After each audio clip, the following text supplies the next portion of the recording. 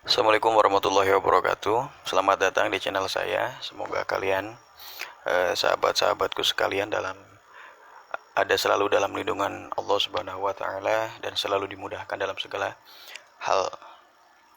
Baik, kali ini kita akan membahas beberapa hal yang agak sedikit ramai diperbincangkan di WA group atau di diskusi-diskusi hari ini mengenai ulah-ulah para pentolan Hizbut Tahrir Indonesia yang sudah jelas ya, secara konstitusi itu memang sudah ilegal gitu kan, udah dilarang. Cuman ini para pentolannya memang nggak apa ya, memang nggak ada kapok-kapoknya gitu, sampai-sampai kan ini terlalu memaksakan akan kehendak mereka untuk mendirikan negara khilafah. Ya sudah kelihatan dari display yang kita lihat bersama-sama di sini, dari layar yang kita lihat bersama-sama di sini, bahwasanya orang-orang ini tidak akan lama lagi akan kiranya merilis film yang bertajuk Jejak Khilafah. Film ini akan menceritakan mengenai yang secara ininya gitu, yang sudah saya searching di beberapa referensinya ada yang memang dari Facebook, ada yang dari grup-grup WA, atau mungkin ada yang di channel-channel YouTube gitu ya, karena ada juga yang membuat video atau mungkin pernyataan yang membahas kontroversi film Jejak Khilafah ini. Mengapa kok memang dikatakan kontroversi? Karena satu, ini sudah ada ya tandanya, sudah ditandai Prof. Peter Carey. Bahwasanya orang-orang ini sengaja mencatut nama Prof. Peter Carey yang seakan-akan memang ikut andil dalam merilis dan menjadikan film ini. Nah, siapa itu Prof. Peter Carey? Kalau kita lihat di sini di Wikipedia, Peter PBR Carey lahir di Rangun pada 30 April 1948. Seorang sejarawan dan pengarang Inggris yang mengkhususkan diri dalam sejarah modern Indonesia, utamanya Jawa, dan juga menulis tentang Timor atau Timor Leste, dan Burma atau Myanmar. Yang memang intinya Prof. Peter Carey ini bukan orang biasa, dia seorang akademisi yang memang khusus, atau sejarawan yang memang fokus pembahasannya itu membahas sejarah-sejarah modern di Indonesia, yang tadi dikhususkan mengenai budaya Jawa atau apapun yang tadi ya sudah dilihat bersama-sama. Nah, ini Prof. Peter Carey ini sengaja dicatut oleh pentolan-pentolan Hizbut Tahrir Indonesia. Itu seakan-akan memang mendukung akan sejarah khilafah di Nusantara. Ini memang produk yang menarik gitu ya, produk-produk atau apa, produk-produk yang amat menarik untuk dibahas, karena kita ketahui ini asa aneh gitu ya, asa aneh. Jejak khilafah di Nusantara, kok mengapa dikatakan nggak di Indonesia gitu, atau gimana ini maksudnya kok di Nusantara? Ya mungkin ya tentang ini ya, sebelum ada Indonesia kan maksudnya, berarti kan ini akan membahas mengenai sejarah-sejarah sebelum Indonesia itu ada, berarti tentang kerajaan-kerajaan, berarti zaman Wali Songo seperti itu ya. Nah, di sini ini saya sengaja sudah buka satu website, portal islam.id. Ini tajuknya kontroversi film Jejak Khilafah. Ini klarifikasi Salim Afillah dan bantahan Prof. Peter Carey yang namanya dicatut. Oke, kita bahas. Nah, ini yang mungkin kalau bahasa kita itu tabayun ya, yang ditabayunkan ke Prof. Peter Carey mengenai pencatutan namanya. Oke, di sini dikatakan bahwasanya saya bukan merupakan bagian dari tim film dokumenter Jejak Khilafah dan tidak terlibat sedikit pun dari awal hingga akhir sebagai apapun juga di dalam perencanaan, produksi maupun peluncurannya. Oke, ini jelas. Ini satu penegasan mestinya ya. Bahwasanya seorang Prof. Peter Carey itu memang tidak ikut andil dari penggagasan, perencanaan ataupun peluncuran film Jejak Khilafah ini. Nah, ini jelas ya, tadi memang Prof. Peter Carey itu ya nggak terlibat gitu, memang nggak ada andil apapun dalam film Jejak Khilafah ini, kok tiba-tiba dicatut gitu kan. Ini terlalu terlalu apa ya, terlalu memaksakan untuk klimaks itu, padahal santuy dulu aja gitu kan. Kalau mau sekiranya punya konsep mau diriin khilafah, ya nanti-nantilah gitu kan. Memang ya udah ada kok, pasti ada gitu kan di khilafah yang datang gitu, apa khilafah itu pasti memang ada gitu, khalifah juga pasti akan datang gitu kan di akhir zaman. Tapi kok ini akan apa ya? Akan ingin menyegerakan kedatangan mereka, kedatangan khalifah gitu kan. Santuy dulu aja, padahal santuy, santuy. Oke, lanjut. Nah, apalagi di sini? Ya, berarti kan ada ya di sini dikatakan pernah menghubungi saya untuk melakukan wawancara kepada saya, akan tetapi saat itu hanya dalam jadwal kesibukan yang padat dan sampai saat ini wawancara dengan saya tersebut tidak pernah terjadi. Ini ibaratnya ya tadi ya, tabayun gitu ya, tabayun mengenai apa memang benar gitu Prof. Peter Carey itu kita katakan ikut andil atau enggak gitu maksudnya. Padahal kan enggak banget gitu, enggak terlibat sama sekali gitu kan. Ya kalau kita lihat di akun channel YouTube kayak Cokro TV itu ada ya, kalau nggak salah ada Armando yang bilang memang pernah itu ada video yang memang memperlihatkan Prof. Peter Carey itu ya sedang wawancara dengan salah satu pentolan-pentolan HTI, tapi memang nggak ngebahas masalah khalifah di Nusantara gitu, gak ngebahas khilafah gitu, gak ngebahas khalifah apa khilafah gitu, nggak ngebahas itu, cuman ngebahas kalau nggak salah kerajaan di Ponorogo kalau nggak salah. Ya kalau ingin lebih jelasnya silakan aja tonton di channel Cokro TV yang pembawa acaranya tuh atau segmen Ade Armando itu di sana jelas. Ya intinya memang ini adalah dagangan dari oknum-oknum HTI. Oke, kita bahas secara ini ya.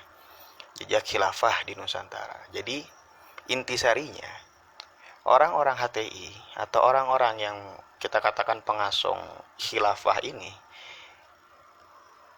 itu ingin merubah atau membelokkan sejarah.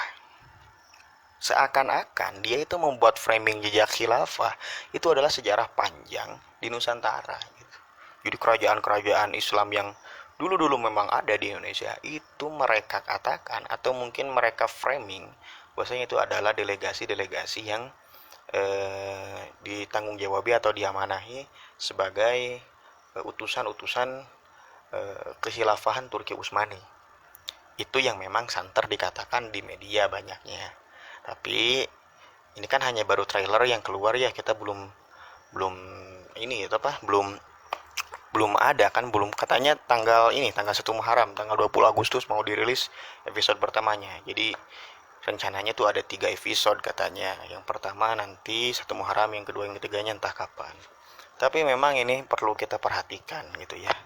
Nanti kalau bisa kita saksikan bersama-sama, kita reaction kembali lagi mengenai tayangan atau jejak khilafah episode pertamanya seperti apa. Tapi yang memang sudah santer dikatakan dan banyak sekali dibicarakan itu tentang pembelokan sejarah Nusantara yang dikatakan atau yang diframing oleh pentolan-pentolan HTI ini, bahwasanya kerajaan-kerajaan Islam di Nusantara itu merupakan sejarah panjang dari Khilafah Utsmani. Nah, itu yang ingin dijadikan citra oleh orang-orang pentolan hati atau para pengasong khilafah ini. Padahal kalau kita ketahui ya Turki Utsmani itu malah nggak ada keterkaitan dengan kerajaan Islam di Nusantara pada masa itu. Bahkan kalau kita searching itu terjadi penolakan. Bahwasanya Turki Utsmani memang mengabaikan ibaratnya ya gak mau ngurusin lah masalah kerajaan-kerajaan di Nusantara kayak gitu.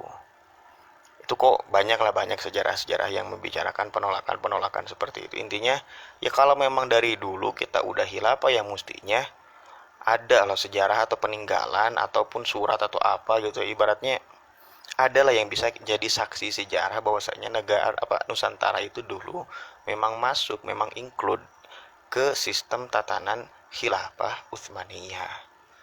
Tapi kan memang nggak ada gitu ya, bahkan beda banget gitu kan dari segi budaya atau apapun ya. Karena gini loh kan, kalau kita berbicara mengenai Islam di Nusantara, dari segi masuknya Islam di Nusantara aja loh, kalau memang ada keterkaitan ya mungkin bisa jadi faktor kalau sekiranya memang ada keterkaitan bisa jadi gitu ya, kalau sekiranya nah kerajaan-kerajaan Islam di Nusantara itu memang ditaklukkan atau dijajah oleh atau ibaratnya diekspansi lah, ibaratnya Turki Utsmani pada masa itu mengekspansi Nusantara. Nah itu bisa jadi memang ini kan ibaratnya kalau kita berangan-angan gitu ya, itu bisa logis. Padahal kan Islam di Nusantara itu kan tidak melakukan hal seperti itu.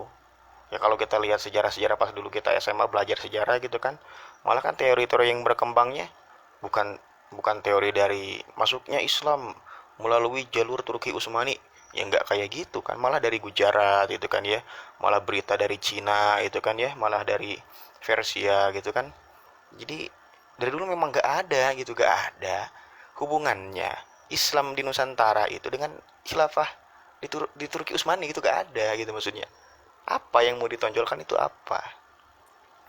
Yang nggak apa ya, nggak relevan. Ini terlalu memaksakan ya atas kepentingan mereka.